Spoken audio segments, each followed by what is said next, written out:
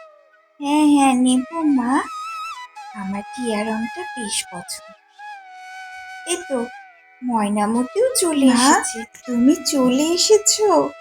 মা তুমি পথে কিছু খেয়েছিলে তো? না হলে কিন্তু তোমার বড্ড শরীর খারাপ করবে মা। তুমি খেয়েছো কিনা বলো। মা আজকে তো কোনো সবজি বিক্রি হয়নি, তুমি শাড়ি পেলে কোথা থেকে মা?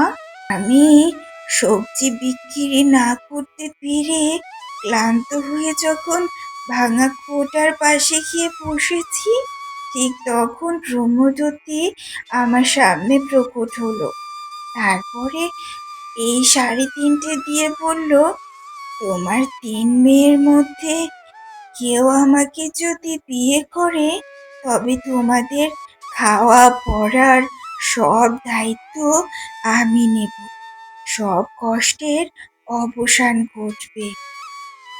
মা তুমি যদি অনুমতি দাও তবে ব্রহ্মদত্তিকে আমি বিয়ে করব। তাতে যদি ব্রহ্মদত্তি তার জাদু দিয়ে তোমাদের পোশাক আর খাবারের ব্যবস্থা করে, তাতে তুমি তো বিশ্রাম পাবে মা। তোমার এই বয়সে এই সবজি ডালি মাথায় করে নিয়ে যেতে খুব কষ্ট হয় আমি জানি মা। আমি যাব মা, দিদিরা থাক, আমিই যাব। যমজ তিনটে মেয়ে হয়েছি, কিছু তো করি মা।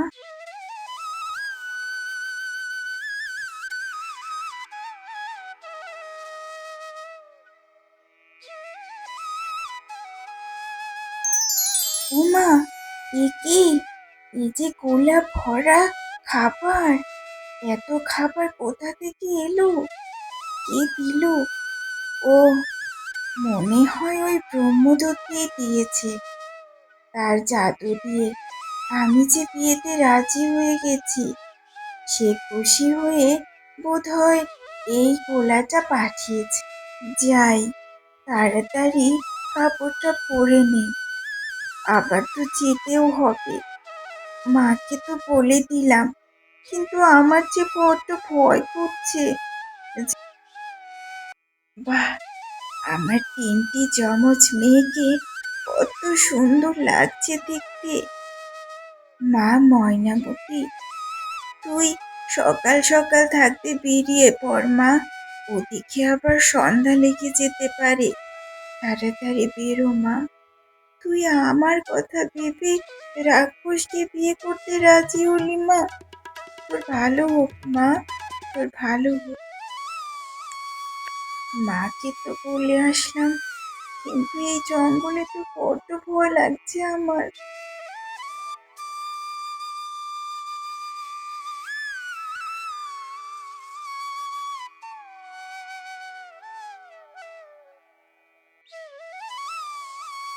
ব্রহ্মদত্তি মশাই, আপনি কোথায়? আমি ময়নামতি, চলে এসেছি। সেই বুড়ির আমি ছোট্ট মেয়ে। আসুন না, আমি আপনাকে বিয়ে করতে রাজি। আমাকে কেউ জোর করে পাঠায়নি। হা হা হা হা হা হা হা হা হা হা হা হা হা হা হা ব্রহ্মদত্তি হা হা মশাই, হা হা হা আমি হা এসেছি হা হা দেখুন। হা হা হা হা। আপনাকে অনেক ধন্যবাদ, কারণ আপনি আমার বুড়ো মায়ের কষ্ট দূর করেছেন, তাকে গোলা ভরে খাবার দিয়েছেন, আমার বোনদের জন্য শাড়ি দিয়েছেন। শোনো ময়নামতি, আমি আসলে ব্রহ্মদত্তি নই। আমি আসলে প্রতাপগড়ের রাজা বীর সিংহ। তবে আমি এক অভিশাপে আজ এই ভাঙা কুয়োতে এভাবে পড়ে আছি ব্রহ্মদত্তির বেশে। তুমি আমাকে বিয়ে করতে রাজি হয়েছো, এখন অবশ্যই আমার এই অভিশাপ খণ্ডন হবে। আমি জানি তুমি অত্যন্ত মায়াবতী, অত্যন্ত ভালো এবং মনের দিক থেকে পরিষ্কার। তুমি কারো ক্ষতি করো না বা করতে চাও না, নিজেকে উজাড় করে দাও অন্যের ভালোর জন্য। আর এমন মেয়েই আমি আমার জীবনে চাচ্ছিলাম। আমার অভিশাপ খণ্ডন তখনই ঘটতো যখন আমি ভালো একটা মেয়েকে জীবন সঙ্গী হিসেবে পেতাম। আজ আমি পেয়েছি। আজ আমি সঠিক রূপে আসতে পারবো গো। এই তো আমার আসল রূপ। আমি তোমাকে প্রথম দেখে প্রেমে পড়ে গেছি গো সুন্দরী মায়াবতী। আমি তোমাকেই আমার রানী হিসেবে আমার রাজ্যে নিয়ে যেতে চাই। অবশ্যই তোমার মা অত্যন্ত ভালো মানুষ।